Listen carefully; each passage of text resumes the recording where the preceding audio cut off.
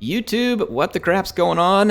Heir of Lizardmen here, and I've got another battle for you. This time we're at the Tarantula Coast. This is in Immortal Empires, and once again, I am joined by the amazing Indy Pride from Milk and Cookies Total War. Appreciate him playing some battles with me this last weekend. Helps me out a ton. He's an awesome player, and I've always loved getting to do this stuff with him because he's a really fun content creator and overall awesome guy. I've actually gotten to meet him in person at a couple events before COVID put an end to all of that stuff, so if y'all haven't checked out his channel, go check it out. This time, Slaanesh is still in the game, as you may have seen a match previously where I played him as Slaanesh against his Dali. This time I'm playing Lizards against his Slaanesh, and right off the bat, I have him extremely worried because I put 3 units of Pterodon Riders in the air, and he did not pick any Furies.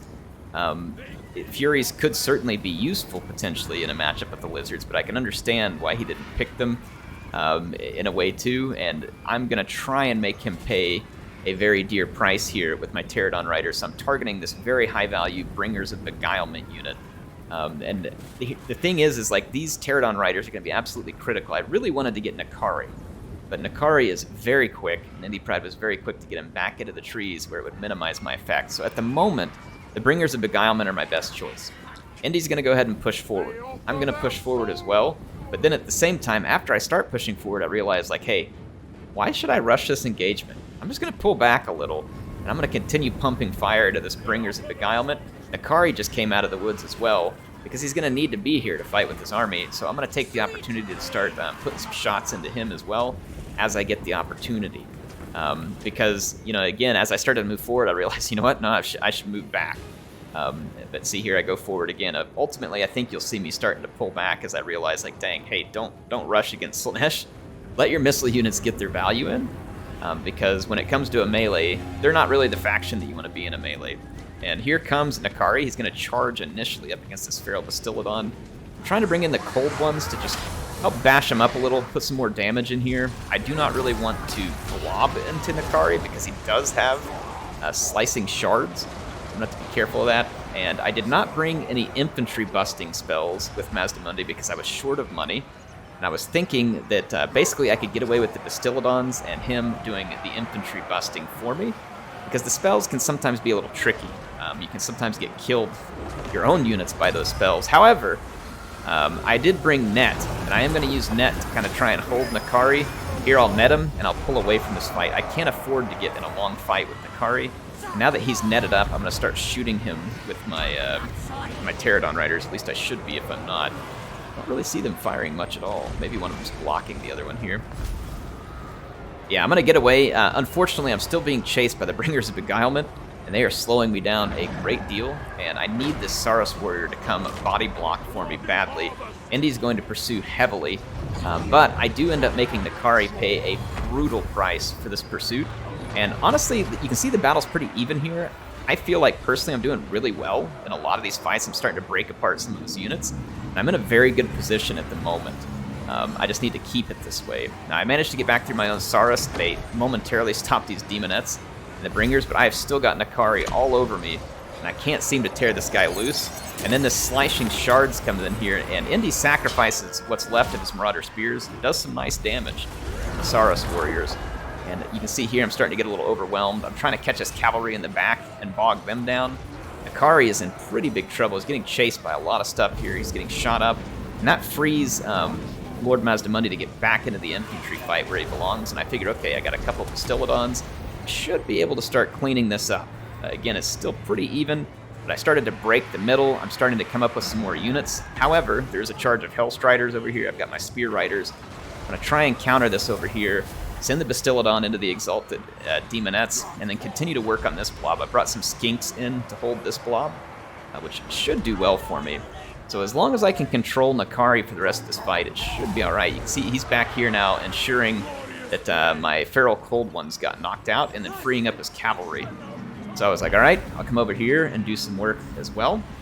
And then I see the enemy troops incoming, and it's at this point when I realize, dang, I should have cast a net on all this crap coming at me.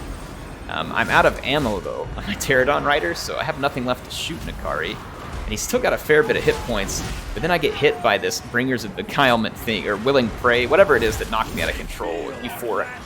And so I've just lost control of Mazdamundi, and if I cannot get him back in control, then I'm going to lose the battle. I saw the slashing shards come down. I didn't know how quick it wound up.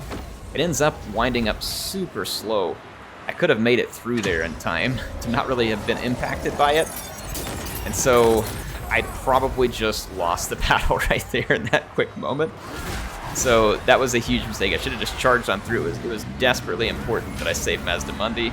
I did not get through and save him, so now I'm going to do my best to try and pick this one up, but with the route of Mazdamundi, I have no way to get him back in the fight. I don't have the mass to hold Nakari still, and then this Bastillodon is now getting kind of separated out on its own. I do have a couple of Skinks and a Saurus that I can bring back, but this whole blob right here just basically comes in and terror routes. And so all of a sudden I end up with a big chain route because of the loss of Mazdamundi. So a battle that I felt like I actually had pretty good control over, and I think probably did. I mean, it was never like swung heavily in my favor, but I felt like I was in a good spot there, right? That I was in some control of the outcome of the battle. Ended up just being a screw up. So if I'm taking a look at this one and starting the analytics, I always love to analyze a battle afterwards. I feel like the Lizardmen do have some pretty solid tools, and there's a couple of things. I'll tell you some thoughts that came across Indy's mind, and then I'll give you some of my own thoughts. Now, when I talked with him about it after the battle, he was surprised about a couple of things. He was surprised that I didn't bring some damage spells for Mazdamundi, and then he was also maybe expected that perhaps some skink cohorts with javelins would have been a good pick. Let's talk about the two of those real quick. So, why didn't I bring the damage spells on Mazdamundi? I was out of money, plain and simple, and I felt like that I would be able to get the damage done with the 2 feral Bastillodons. Maybe I should have just stuck to one of them and then used the extra money to get the damage spells. I mean, yeah, it does a little damage to you, but I think that the point he had was, hey, you just throw the net down, so worrying a little less about, like, say, maybe you overcast and get both. But, like, if I overcast, for instance, we're able to catch Nakari and the Bringers of Beguilement. So you net them down, you start shooting Nakari with the Pterodons, and then you just throw a Ruination of Cities on top of the Bringers of Beguilement. And that probably would have been the right play. I think that certainly could have been a small tweak. Drop a Bastillodon, pick up that net, or pick up the extra damage, or drop like a feral cold one, which would also have been a pretty small thing to trade. And then I would have picked up the damage. Now, when he mentioned the skink cohort with javelin, I'd certainly thought about those. What I was worried about is, will I be able to keep Slaanesh out in front of me long enough to throw a couple of volleys of javelins? Because I feel like I knew that if they could throw a couple of volleys of javelins, it would certainly do a lot of damage, right? And again, maybe you use the net to some advantage there, right? They get close, you use the net. Because a skink cohort with javelins, unleashing those on a faction with as low armor and shields as Slaanesh has, they're going to take a lot of damage, even to that lowly skink cohort with javelins. So I think that was another viable possibility. Now, on my own side, personally, I feel like here that if I would have just been a little smarter, I probably could have pulled off a victory in the current state of this one. My ammunition got a little bit split between the Bringers of Beguilement and Nakari, which is fine. Both of them are very valuable targets, but ultimately I needed just a little bit more ammunition to bring Nakari down to the level that he was out of the fight. And I just didn't hold on to quite enough ammunition there.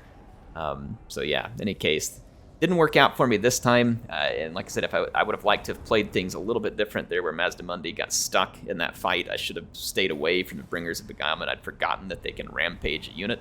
So it ended up costing me there. But hope you all enjoyed this one. I enjoyed getting to play the battle with Indy. He's fantastic. If you haven't seen his channel, like I said, go check it out. I'll have it linked in the description. HeirofCarthage signing out for now. I'll see you all soon with some more action in Total War Warhammer 3 Mortal Empires.